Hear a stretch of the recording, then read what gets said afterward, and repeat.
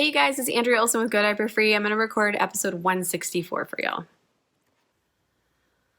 Welcome to the Go Diaper Free podcast, where we're all about helping you stop depending on diapers as early as birth. I'm your host, Andrea Olson, author and mom of 5 babies, all EC'd from birth, all out of diapers by walking. This is episode 164, Nighttime EC, tips and tricks to help you and your baby sleep better.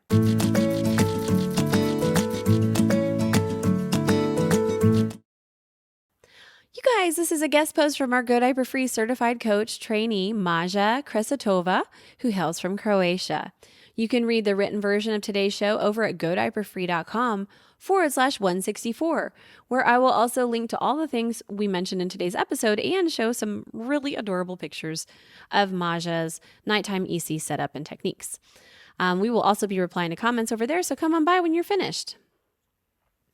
When my daughter was about 9 months old, I was a sleep-deprived wreck. For the past 5 months, we were taking hours to fall asleep, waking every 45 minutes with a cry, and as the morning approached, sometimes every 10 minutes. I've tried all the advice I could find to improve my daughter's sleep, short of cry it out, but nothing worked. In one of the articles I stumbled upon when my daughter was around 6 months old, the author claimed that children pee in between the sleep cycles and that some babies dislike soiling themselves so much it makes them cry and fuss. I immediately felt that this could be it for us, but the idea of getting up to offer the potty at night, on top of everything else, seemed like a nightmare and like a sure way to spend even less time sleeping. Little did I know that this was exactly what we needed to improve our sleep. I hit rock bottom at about 9 months old, recalled this article, and tried to give it a go, figuring out the how-tos as we went, which I'll lay out as follows. And for those that might be wondering at this point, we did not start EC until our little one was 6 months old, and we started accidentally by taking off her diaper and holding her in EC hold for her first solid food poop. And then she never looked back. Our sleep troubles started much earlier and were not the result of practicing EC because we hadn't started yet. Looking back at our experience, I know exactly when and what went wrong. Our problem started when I stopped changing my daughter's night diaper based on advice I got from other mummies. They said that at 4 months, children can stay in the same diaper overnight. And since my daughter was dry overnight at that time, 3 months old, and I changed her diaper after the night feed, I thought their advice made sense. My daughter started or continued to wake when she needed to pee or feed, but as I did not change her like I used to, she would fall asleep after nursing and wake up after every sleep cycle feeling discomfort. I would respond by breastfeeding, worried she was hungry. I was battling supply issues, and that created a never-ending vicious cycle of exhaustion. Things would get even worse for us when my daughter was going through a developmental leap, a growth spurt, or teething, as that's when babies tend to pee more at night. Meanwhile, I labeled it a never-ending sleep regression, and naturally, having labeled it wrongly, I did not address it properly. If you recognize yourself in our story, read on or listen on. I hope you will find a solution to your sleep deprivation. If you are lucky enough not to experience the same problems, but intrigued to know how to manage nighttime EC, you will find useful tips and tricks in continuation. How to start nighttime EC. In our case, I started by removing the diaper cover. We used cloth diapers to verify that my daughter is really awake before or while she was peeing. So she was basically validating, is this why she's waking before or while she's peeing? Once I confirmed my suspicions, I did what any sensible sleep-deprived parent would do. I went out and bought a pack of disposable diapers, hoping that the super-duper stay-dry effect would make my daughter sleep through the sensation of peeing. So after about a week of hoping, I had to come to terms with the fact that wet cloth diapers had nothing to do with my daughter's waking up. So you guys, she was checking to see if she was wet, and that's why she was waking. And it turns out it didn't even matter switching to disposables. It wasn't the feeling of being wet. It was really and only the sensation of peeing that was waking her up and making her and us miserable. The next couple of nights were a bit difficult as we were all getting used to the new routine and trying to get up or come up with an approach that wakes us all up the least. Any transition or changing of a habit takes about a week, and so did this. However, within the next 3 days, we were sleeping 1.5 to 3 hour stretches, and night pottying made such a huge difference for us.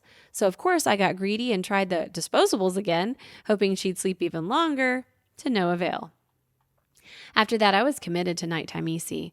My daughter got used to our new routine quickly and would fall asleep as soon as I would put her in the EC hold above our night receptacle. The whole routine was very short, and we were both able to drift back to sleep quickly. And Maja makes a resource recommendation here that you can click through over at the show notes, godiaperfree.com/164 for nighttime EC. It's a mini course that I made that quickly dives deep into whether and how to potty baby at night, in case you're wondering. So there's a picture of her pottying her sweet little baby at night. If you're wondering how to pull it off, here are the tips and tricks to make your nighttime EC easier. Step 1, prepare. To make the transition to a nighttime EC routine easier for everyone, plan ahead and prepare. And there are 6 points in step 1 here. Number 1, extra waterproof and absorbent layers to protect the bed. Put a waterproof cover over the bed, then an absorbent layer like a towel, and then the bed sheet, and then repeat 1 more time. This way, if the upper layer gets wet, you can remove it and have your bed ready-made. Number 2, fleece blanket. Fleece is not a natural material, and I generally do not prefer to use it. However, it can be a lifesaver if you're having a bad night. If the bed is wet, you can throw a fleece blanket over the wet part, and it will act as a stay-dry layer, keeping the moisture below the blanket, and your bed will seem dry. This is very practical for children who have small bladders, but might not work for older kids. Number 3, clean diapers. If you're using diapers as a backup, prepare a stack of clean ones next to the bed. My advice would be to be brave and try to go diaper-free at night as soon as you have worked out your routine to avoid nighttime diaper changes. And that's why she has number 1 and 2, which is making up the bed to prepare for if you have a miss. Number 4, potty or receptacle you are going to use. We actually use a shallow wash bowl or the removable part of one of the potties we have, as it is very easy to slip them below baby's bum while nursing or holding in a cradled position. You can also use a top hat potty, which I'll link to as well. Potty cozy, number 5. In case your baby does not like the feel of a cold plastic potty, who could blame them? There is a DIY tutorial for making up your own potty cozy out of a t-shirt, linked to on the show notes. And I also sell them at tinyandies.com. Number 6, extra pajamas for you too, at least until you have perfected your routine. It takes some time to learn how to aim, especially if you have a boy, but not only girls pee straight out as well, my experience. All right, so that's step number 1 is prepare. Step number 2 is test what works and what doesn't. In this stage, you will need, and we will have 1, 2, 3, 4, 5 more things. Number 7, patience. So this continues from the list and the last one. It will take some time to figure out what works best for you, and then another couple of days to a week to fall in love with the new routine. Number 8, confidence. I know exactly how crazy and counterintuitive waking and getting up to offer the potty can be, and the risk of having to spend even more time putting your baby back to sleep is the last thing you want to face. But you may be surprised by how easily and quickly babies go back to sleep once their needs are met. Number 9, a dose of healthy humor. I'm sure there will be some situations that will put a smile on your face years after you're done with nighttime EC. Like this one time when I held my baby above my flip-flop instead of our nighttime receptacle and did not even realize it until I passed the flip-flop to my husband to go and empty it in the bathroom. Number 10, creativity. You'll definitely need this. Try different receptacles: potty, wash bowl, bathtub, sink, top hat potty. Try different locations: bedroom, bathroom, bed. Try offering a potty to needy before, after, or during breastfeeding or night bottle to see what your baby responds best to. Do they like to wake up and pee first and then sleep on the breast, or do they want to be fed first and then potty? Often, it will be easiest to offer the potty while breastfeeding, bottle feeding at first, which is perfectly okay. If you are uncomfortable with that, disassociate it once you have your routine worked out, or use a pacifier while pottying. So she is from Croatia, so I think what she means here is to stop doing this once you have your routine worked out and start to use a pacifier when their baby's on the potty instead. There's another picture of her nursing over the potty bowl at night. Number 11, observe. Like with daytime EC, you can rely on generic timing, natural timing, intuition, and or your baby's signals. Those are the 4 roads to potty time, you guys. They're in my book. to determine when she needs to eliminate. So if you are co-sleeping, you may notice that your baby starts to move, kick her legs, roll, or generally become restless after a period of sound, peaceful sleep. This is your signal to offer the potty. If your baby is in another room, unless he is very vocal about his need to eliminate, you will rely more on generic timing and can offer dream pees. I have a whole podcast episode on dream pees. You can also use a baby monitor to listen in or a video monitor to watch.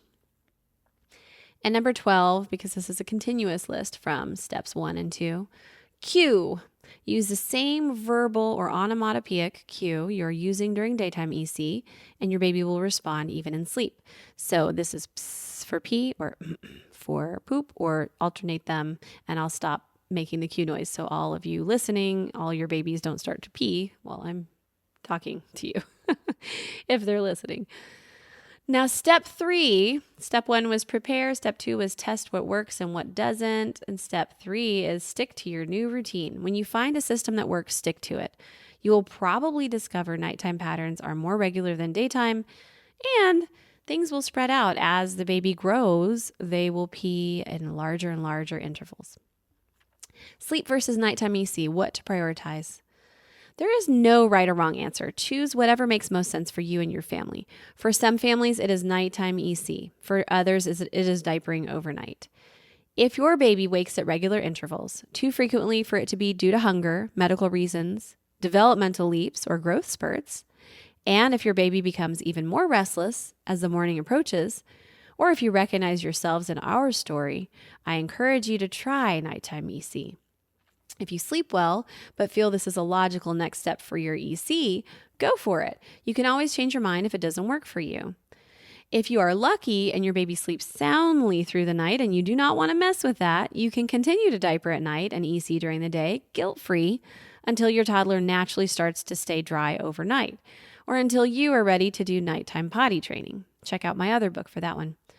I do hope you found this article helpful. Please feel free to comment over at the show notes, godiaperfree.com/164, and share your nighttime EC experience. Tell us what nighttime EC tricks you use that simplify your life.